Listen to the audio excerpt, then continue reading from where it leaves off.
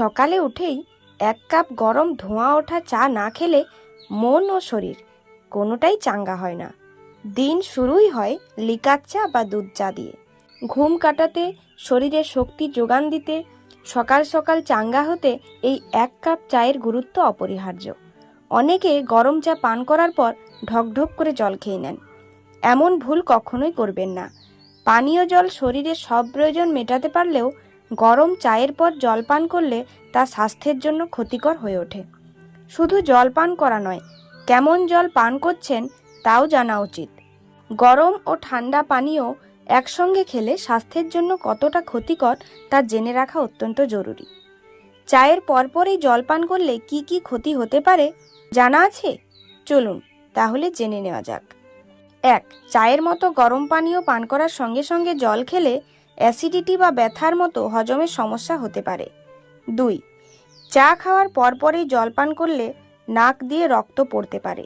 এমনটা একেবারেই করবেন না, বিশেষ করে গ্রীষ্মের মরশুমে, কারণ চা গরম এবং জল ঠান্ডা, তাই ঠান্ডা গরম একসঙ্গে খেলে তা স্বাস্থ্যের পক্ষে ক্ষতিকর। 3. চা খাওয়ার পর জল খেলে পেটের সমস্যা হতে পারে।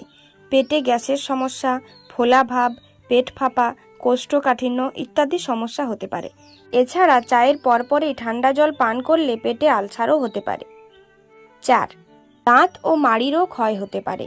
ঠান্ডা ও গরম পরপর পান করলে দাঁত ও মাড়ির জন্য ক্ষতিকারক। গরম চা পান করার পর জল পান করলে দাঁতে গর্ত এবং যন্ত্রণা হওয়ার সমস্যা হতে পারে। প্রথমে গরম, তারপর মুখের ভিতরে ঠান্ডা হলে মুখের তাপমাত্রার পরিবর্তন হয়, যা মাড়ির স্নায়ুর ক্ষতি করে। চা বা কফি পান করার আগে জল খান। বিশেষজ্ঞরা মনে করেন চা কফির আগে জল খেলে পাকস্থলীতে অ্যাসিডের মাত্রা কমাতে সাহায্য করে। পাকস্থলী ও সামগ্রিক স্বাস্থ্যের ক্ষতিও কম করে। চায়ের পিএইচ প্রায় 6 এবং কফির পিএইচ প্রায় 5।